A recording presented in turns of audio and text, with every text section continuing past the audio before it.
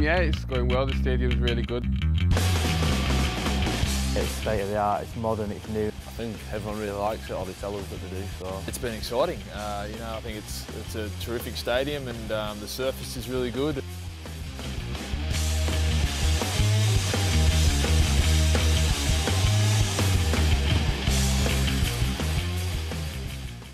This is Salford. After a decade and a half in the making, 2012 saw the beginning of a brand new era, as the Salford City Reds finally moved into their brand new Salford City Stadium. Most certainly needed and most definitely demanded, the process of getting here felt like a lifetime, but now everything is ready to go. Well, I've been involved with the Reds for 7 years now, and it was ongoing then. I think you can probably stretch back the best part of another 7 years before that, since it was first mooted that the Reds were going to need a new stadium. The whole thing, just about everything that probably could have gone wrong in the process, did do. Companies going into administration, planning applications being called in by the government, everything adding years on every single time. Every single hurdle, there seemed to be another hurdle straight after it. And a lot of people never believed it would happen, I don't think. And it's taken 15 years of a lot of hard work by a lot of people to get to this point, and, you know, fair play to them. A new stadium also means a new atmosphere, and one that proves to have a positive effect. I've been waiting for this for a long time. I've been here, this is my 11th year. So finally to get our brand new facility, and just the fact of us all being here, being able to bounce off people in the office, etc., makes it a better working environment. And from my perspective, I've got to try and sell the dream to kids. So the vision of that dream is a lot nicer here. You know, having been to all the stadiums, ours matches more than enough with the rest of them. I think it's fantastic. When it comes to the playing side, improved surroundings have also seen an improvement on the pitch. Yeah, it's fantastic. Obviously, you know, playing in this great stadium we've got at the minute, you know, it's good, and you know, we've been playing well recently as well. Yeah, it's going well. The stadium's really good. We've had some good games here. We've got some good wins at the stadium already, so it's been good for us. So just hopefully we can provide some more wins for the fans this season. For overseas players, the high standard of Super League is an attractive quality, one that is able to match a player's ambition. Yeah, it's a high standard. You know, it's obviously a longer season over here, and you have the Easter period where you're playing games, a lot of games in not many days, and then you have the Challenge Cup as well. So there's a few new things, but yeah, overall I think the standard's pretty high, and yeah, so far I really enjoyed it. As well as being the brand new home for the Reds, further endorsement came when the new stadium was announced as a venue for the 2013 Rugby League World Cup, a decision which has seen approval in the local area. It's exciting. I think it was named as a World Cup venue before it had any rugby played here, so I think that's testament again to the work that's gone into it. It's the Rugby League obviously have great confidence in the stadium. It's a great position for a venue. You know, it brings the sport to the forefront of the region, so for it to get the nod so early on in its life as a World Cup venue, it's going to be huge. Of course, to get to the present, you need to have the past, and one should not forget the club's history.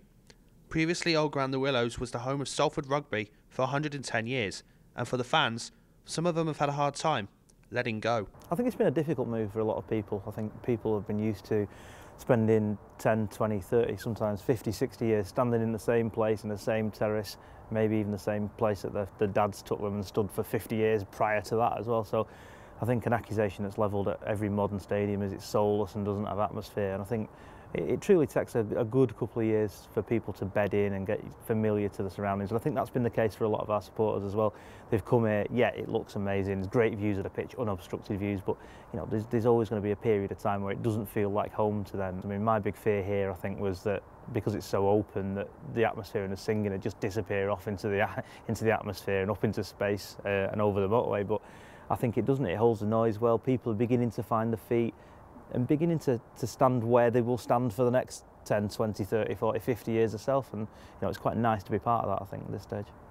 For the players though, despite fond memories, the new stadium has to win, hands down. I'm glad I had the year at the Willows, just to see what it was like, such an old ground. It was so different, nothing that I'd played on before.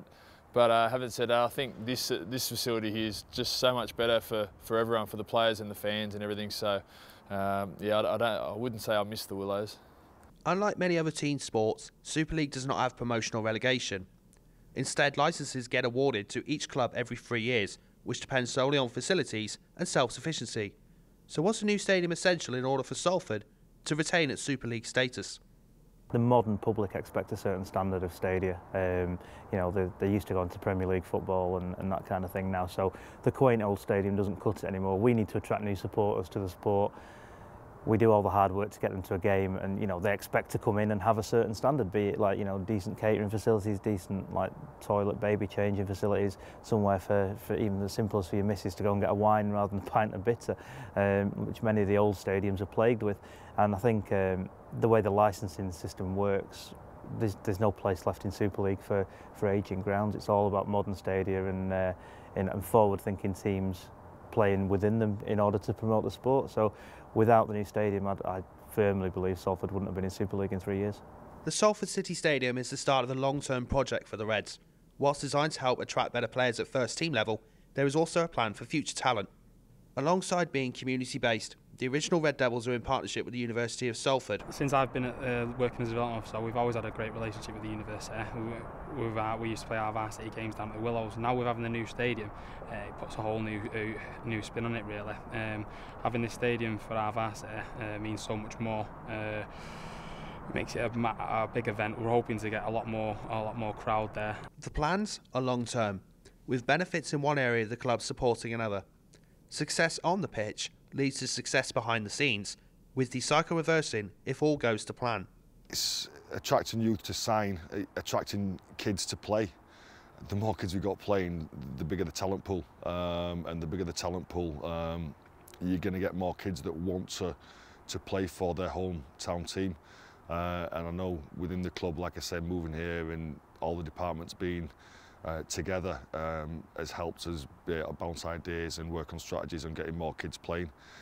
Anything that goes along towards that, you know, Challenge Cup semi-final hopefully, or that we're involved in, would be fantastic, but hosting one, because it's a very central location. World Cup next year, it all goes to publicising Rugby League and Rugby League in Salford, and the more we can do that, the better the attendance is, the more people want to participate, etc. It just has a trickle-down effect. I think it's a great opportunity to bring through new talent. At the moment, my job role's changed slightly on another spectrum, whereas I have a lot to do with the youth system now, with the academies. I'm doing like an assistant role to the 18s, so I see a lot of talent coming through at the moment. And with the new stadium, if we can get the youth coming through at the same time as well, which I think we've got a good setup down there, and I think that could start happening eventually in the next 5 to 10 years. We could see a lot more homegrown players coming through. All I say is the more successful we are at first team level, the more successful we are going down, and that does have a knock-on effect with me. So, you know, I have my fingers crossed that we can reach our full potential. Since returning to Super League in 2008, gradual improvement has taken place. The next step is the playoffs, and to compete on a regular basis with the Super League heavyweights. Whilst keeping their feet on the ground, the ambition is clear. We've improved every year in Super League. We've been here, and you know, that's important for us. Our attendances continue to rise. The standard of play is more exciting every year. Even stuff that you can't generally measure like that. You know, people are enjoying watching Salford more this year than last year because of the kind of rugby they play. And hopefully this time next year we'll up the bar again, and we'll up the bar again, and we'll gradually keep crawling up the table until we can become a regular playoff team. We don't want to put any predictions on where we're going to finish or whatever. We just want to improve it week on week, and if we carry on improving, we know we're capable of beating anyone, so I'll just see where it takes us. If we can tighten our defence up a little bit, I think we will to reach that top 8 and our goals of finishing and going into the playoffs. Yeah, obviously, yeah, I think Salford are a good team. They deserve to be up there in the playoffs, and I think if we perform how we know we can, I think playoffs are a realistic opportunity for us. Without going crazy, I think we're certainly a team that can make the top 8. Yeah. The future is bright. The future is Salford.